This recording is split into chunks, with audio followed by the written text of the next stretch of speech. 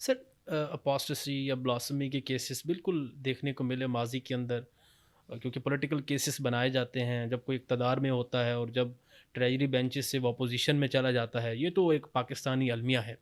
جس نظام کی آپ بات کر رہے ہیں، بہت سارے لوگ اس نظام کا حصہ رہ کے اس سے تحفظات رکھتے ہیں.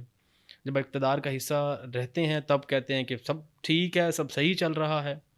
آپ کیا سمجھتے ہیں سب سے بڑی بات جو آپ نے پیشنس والی کی، یہ پچھلی 2 دہائیوں میں دیکھیں، یہ میں نہیں کہہ رہا، یہ ایک اگر اس حکومت کی بات کریں ان کا یہ کلیم ہے کہ جب سے عمران خان یا پاکستان تحریک انصاف لانچ ہوا ہے، اس کے بعد یہ عوام کے اندر پیشنس نہیں رہا، وہ اگریسو اپروچ عوام کے اندر آ گئی ہے. آپ کیا سمجھتے ہیں کہ یا یہ ایک فیکٹر ہے، یا عوام کے اندر اب پاکستان کی ایک فکر جاگ اٹھی ہے؟ نہیں، فکر نہیں جاگی. یہ سلسلہ تو شروع ہوتا ہے ضیاء الحق کے وقت سے اور افغانستان کی جنگ سے.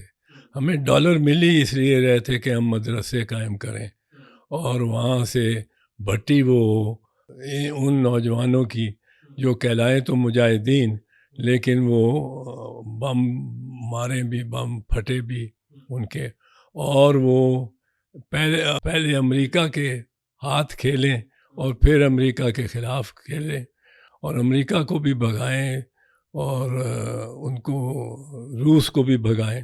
یہ کارنامہ تو انہوں نے کیا ہے دونوں کو بھگانے کا. اور امریکہ تو اس طرح بھاگا ہے، سارے کپڑے وپڑے، کاریں موٹریں سب چیزیں، ٹینک توپیں سب چھوڑ کے، اور جہازوں سے لٹک لٹک کے 2000 فٹ سے گرتے ہوئے امریکہ بھاگا ہے یہاں سے. ایک تاریخ میں جس کی مثال نہیں ملتی.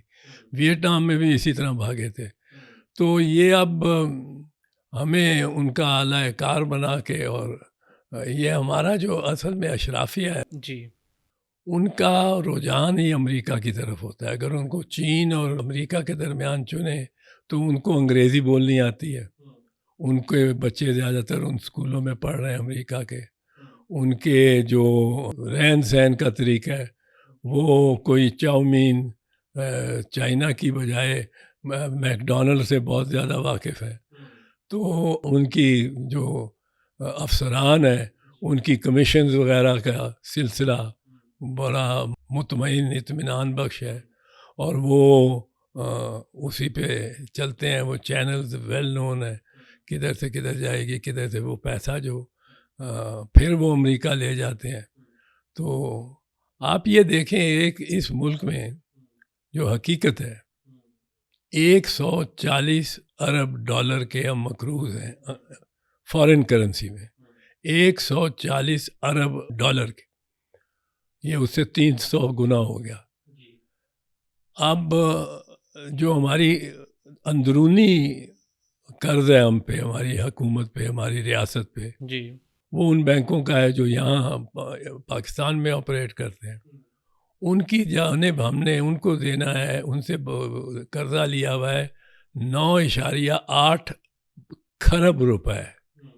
کھرب روپے اب کھربوں میں آ گئے. جی، اب یہ پیسہ ہمارے پاس آیا ہے، لیجرز میں لکھا ہے، کھاتوں میں لکھا ہے، بینکوں کے کمپیوٹر پہ ہے، دستخط ہوئے کیے ہوئے ہیں جس نے لیا ہے یا دیا ہے.